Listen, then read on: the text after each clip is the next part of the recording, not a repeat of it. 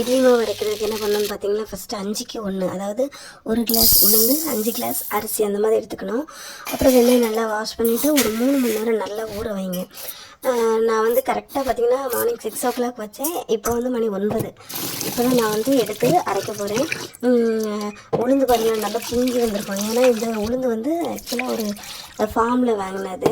அவங்க விவசாயம், நேரடி விவசாயம் சொல்லுவாங்க, அங்கே போய் நேரில் வாங்கிட்டு வந்தேன்.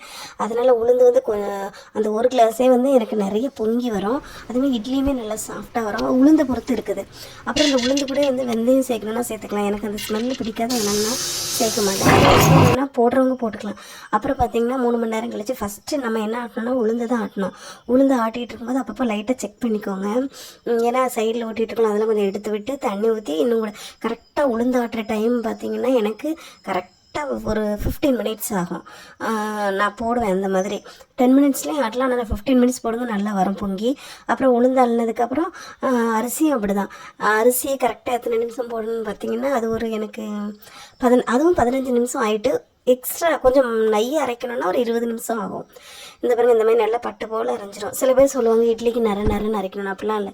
நான் தோசைக்கும் இதே மாதிரி தான் யூஸ் பண்ணுவேன், நல்லா வருங்க எனக்கு. நான் என்னோடய வீடியோ என்ன பாருங்கள், இட்லி நல்லா சாஃப்டாக இருக்கும். எனக்குலாம் இட்லியும் நல்லாயிருக்கும், தோசையும் நல்லாயிருக்கும், நல்லா முருமுருன்ட்டு வரும். அப்புறம் பார்த்திங்கன்னா ரெண்டையும் நல்லா அந்த சட்டியில் நிறைய ஒட்டிகிட்டு இருக்கும், அதையும் சேர்த்து அள்ளிட்டு நல்லா வாஷ் பண்ணி அதையும் உள்ளே ஊற்றிடும். ரொம்ப ஊற்றாதுங்க, தண்ணி ஆகிடும்.